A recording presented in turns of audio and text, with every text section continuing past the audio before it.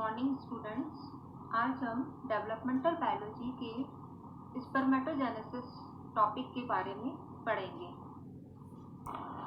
गॉनेट्स में primordial germ cells के द्वारा गैमेट्स के बनने के प्रोसेस को गैमेटोजेनेसिस कहते हैं। ये गैमेटोजेनेसिस दो तरह का होता है, first spermatogenesis and second oogenesis। कुछ एनिमल्स ऐसे होते हैं जिनमें एक ही एनिमल के द्वारा स्पर्म्स और ओवा प्रोड्यूस किए जाते हैं। ऐसे एनिमल्स हर्माफ्रोडाइट या बाइसेक्सुअल कहलाते हैं।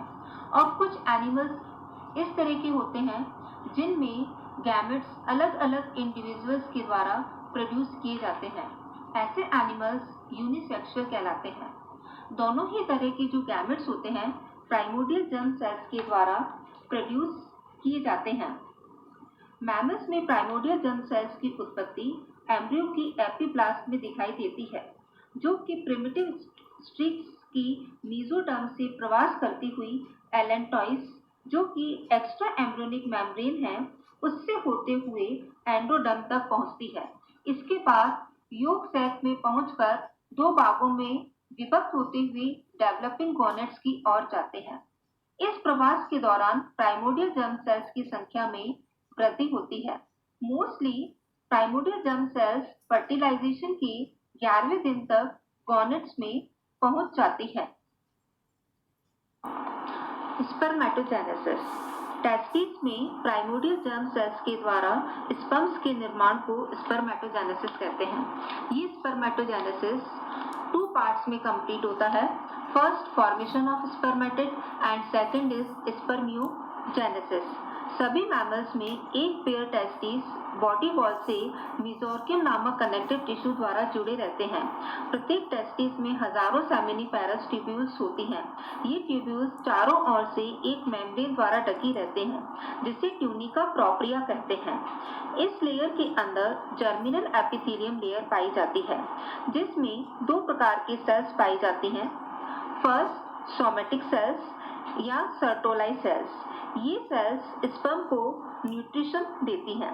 Second germ cells. इन जर्म सेल्स के द्वारा स्पर्म का फॉर्मेशन होता है। सेमिनिफेरस ट्यूब्यूल्स टेस्टिस की स्ट्रक्चरल और फंक्शनल यूनिट होती हैं। सेमिनिफेरस ट्यूब्यूल्स जर्मिनल एपिथेलियम द्वारा लाइंड होती हैं और यह एपिथेलियम एंडोथर्मल नेचर की होती है। सेमिनिफेरस ट्यूब्यूल्स कनेक्टिव टिश्यू में धसी रहती हैं, जिनके बीच में ब्लड सेल्स और नर्व सेल्स पाई जाती हैं। इसके अलावा एंडोक्राइन नेचर की इंटरस्टिशियल सेल्स भी पाई जाती हैं। इन इंटरस्टिशियल सेल्स को लेडिंग सेल्स भी कहते हैं। ये सेल्स टेस्टोस्टेरोन हार्मोन को सिंथेसिस करते हैं। टेस्टोस्टेरोन मानव में सेकेंडरी सेक्सुअल कैरेक्टर्स को डेवलप करता है। लेडिंग सेल्स के द्वारा टेस्टोस्टेरोन का सिंथेसिस या रेगुलेशन पिट्यूटरी ग्लैंड द्वारा सीक्रेट ICSH हार्मोन्स द्वारा किया जाता है।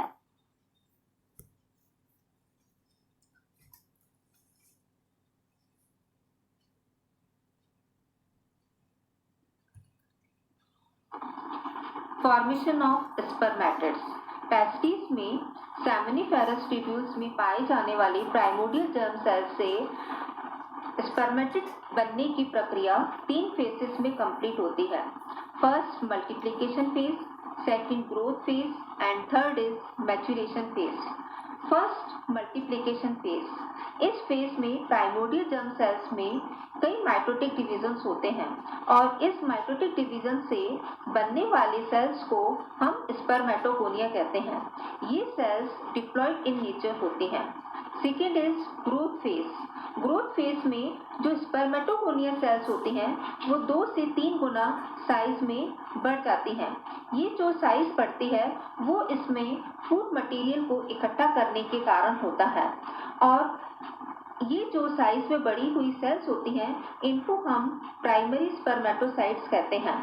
इन प्राइमरी स्पर्मेटोसाइट्स में किसी भी तरह का कोई माइटोटिक डिवीजन नहीं होता है।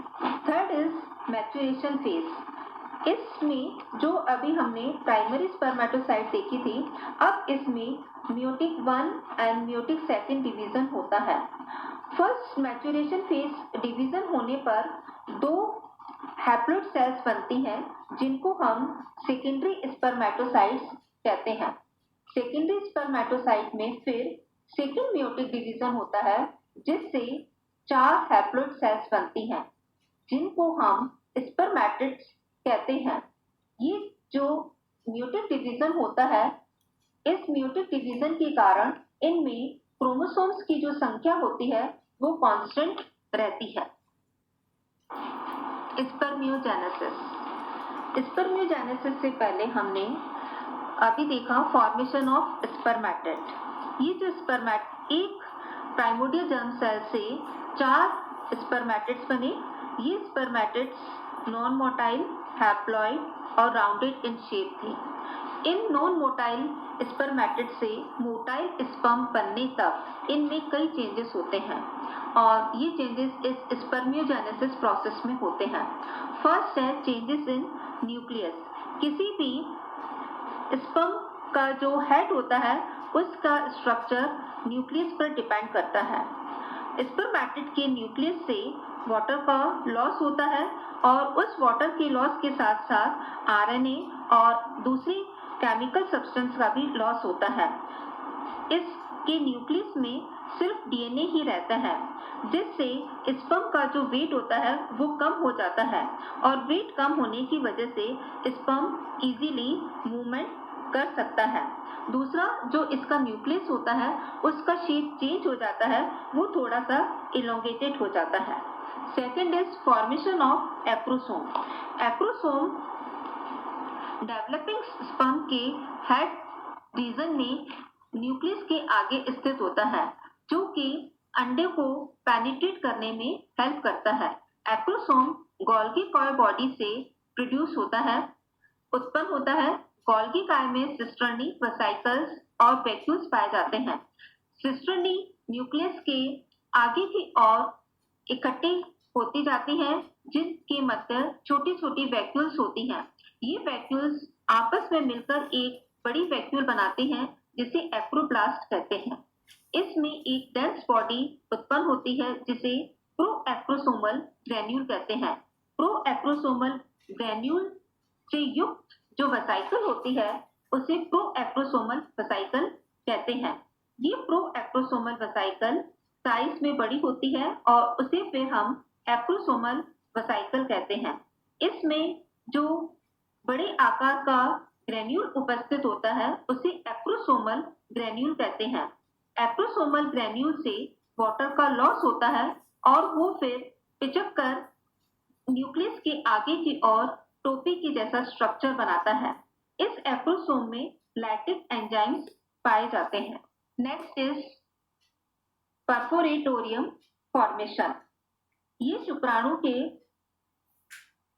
बीच की अवस्था में एक्रोसोम के नीचे न्यूक्लियस में एक गोलाकार गड्ढा होता है।